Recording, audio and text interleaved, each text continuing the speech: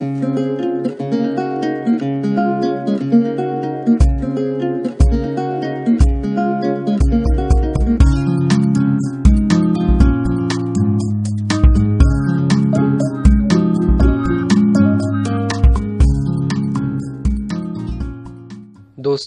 आज की इस वीडियो में हम बात करने वाले हैं कि how to become a IAS officer. इसके लिए क्या क्वालिफिकेशंस ज़रूरी हैं, कितनी परसेंटेज की रिक्वायरमेंट है, कितनी बार हम अटेम्प्ट दे सकते हैं, इनके लिए क्या क्या स्टेजेस हैं, तो हम इसकी बात करेंगे। आईएएस के एग्ज़ाम यूपीएससी कंडक्ट करता है। UPSC means union public service commission. इसके अंडर 24 एग्जामिनेशंस होते हैं, आईएएस, आईपीएस, आईएफएस। ये 24 के करीब एग्जामिनेशन है जो यूपीएससी कंडक्ट करता है। जो भी ये आईएएस, आईपीएस बनते हैं तो इन्हें किस चीज़ की जॉब मिलती है या फिर ये किस डिपार्टमेंट में जाते हैं।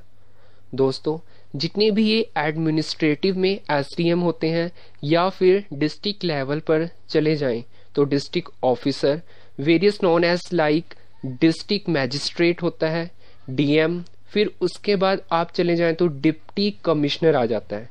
जितने भी हेड डाउन डिपार्टमेंट्स हैं, प्राइम मिनिस्टर, होम मिनिस्टर्स, इनके जो भी पीए हैं, सेक्रेटरीज हैं, ये सारे आईएएस रैंक में ही आते हैं।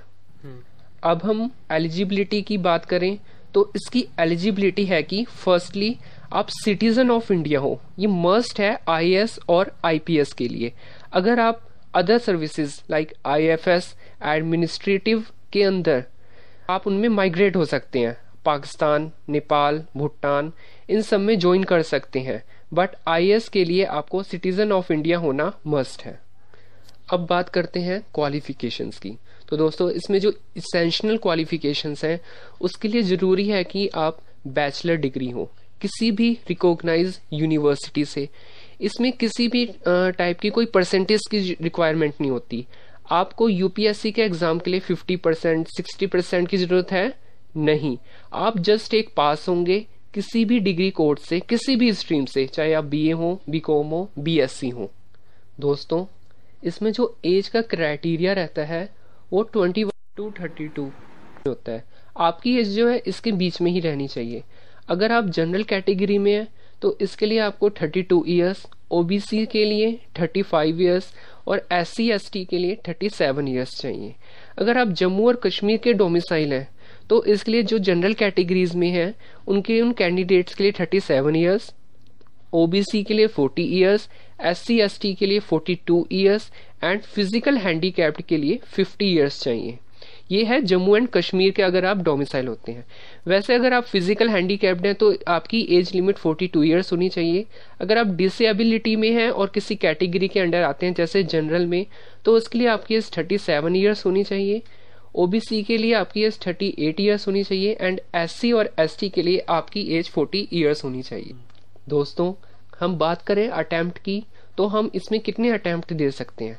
अगर आप जनरल कैटेगरी में हैं तो आप 6 अटेम्प्ट दे सकते हैं। अगर आप ओबीसी कैटेगरी में हैं तो आप 9 अटेम्प्ट दे सकते हैं। अगर आप एससी एसटी कैटेगरी में हैं तो टिल द एज लिमिट है। अगर आप जम्मू एंड कश्मीर के निवासी हैं या उसके डोमिसाइल हैं तो आपकी age up to age limit होनी चाहिए। फिजिकल डिसेबल हैं अगर आप, तो आपको जनरल एंड ओबीसी के लिए 9 अटेम्प्ट दे सकते हैं। एससी और एसटी में अनलिमिटेड टिल एज लिमिट होनी चाहिए। अगर डिसेबल सर्विसमैन है तो उसके लिए आपको अप टू एज लिमिट होनी चाहिए। अब हम बात करते हैं कि इसका कोर्स पैटर्न क्या होता है। इसकी 3 स्टेजेस होती हैं: preliminary examination, main examinations and interview. Firstly हम बात करते हैं प्रीलिमिनरी एग्जामिनेशंस की। तो इसमें 2 पेपर्स होते हैं, एक जनरल स्टडीज़ का होता है और एक एप्टीट्यूड का होता है। जो इनका ड्यूरेशन है वो 2 आवर्स की होती है। और जो आपका पेपर 1 है जनरल स्टडीज़, इसमें जो है 100 क्वेश्चंस आते हैं एंड जो एप्टीट्यूड है इसमें आपको 80 क्वेश्चंस आते हैं। दोनों के मार्क्स आपके इक्वल होते हैं 200 के। उसके बाद हम इसके मिनिमम मार्क्स की बात करते हैं तो आपको इसके मिनिमम मार्क्स 33% चाहिए। ये मल्टीपल चॉइस क्वेश्चंस आते हैं इस पेपर के अंदर। आप इस पेपर को हिंदी और इंग्लिश किसी भी पैटर्न में दे सकते हैं। इसमें 10th 11th 12th लेवल तक का मैक्सिमम सिलेबस पूछा जाता है। इसमें बेसिक्स की जानकारी, करंट अफेयर्स की जानकारी बहुत अहमियत रखती है इनकी जानकारियां। इसके लिए आपको न्यूज़पेपर को पढ़ना चाहिए। अब हम बात करते हैं मेन एग्जाम्स की। इसमें टोटल 9 पेपर्स देने होते हैं दोस्तों। 9 में से 7 सब्जेक्ट्स में ज़्यादा फोकस करना है, क्योंकि मेरिट लिस्ट जो बनाई जाती है वह सिर्फ 7 सब्जेक्ट से की जाती है। यह टोटली रिटन एग्जाम्स है। अब बात आती है इंटरव्यू की।